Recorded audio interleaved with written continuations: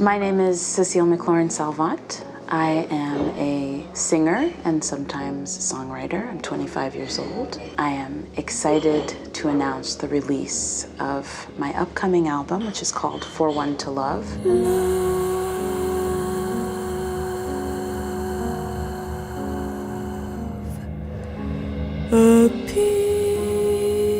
This album, I think, is the most personal thing I've recorded or done since I've been singing. All of the songs that I wrote are almost like journal, like diary entries. Some of the songs are outright declarations of love that I know would not go well in real life, so I recorded them, and it's kind of a way to evacuate all of that.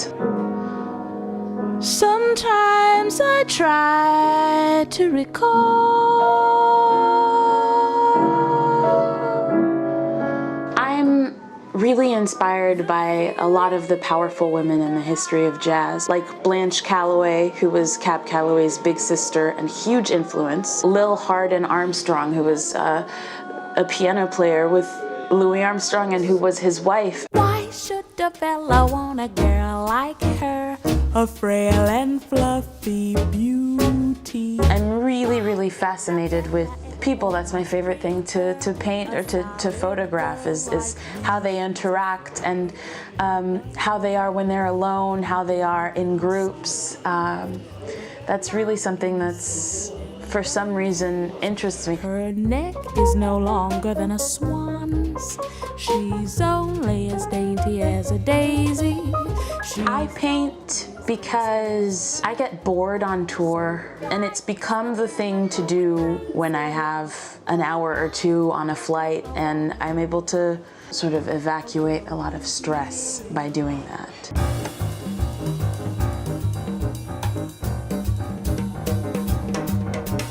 Clang, clang, clang went the trolley.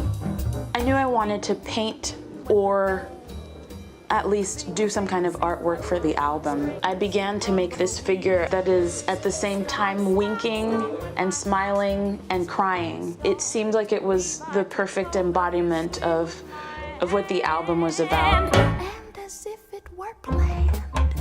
In a day, sometimes you can go from laughing hysterically to crying about something really horrible. There's so much in life and in people that is contradictory, and yet it all lives together in one same person and in one same time. But oh, that distant calling.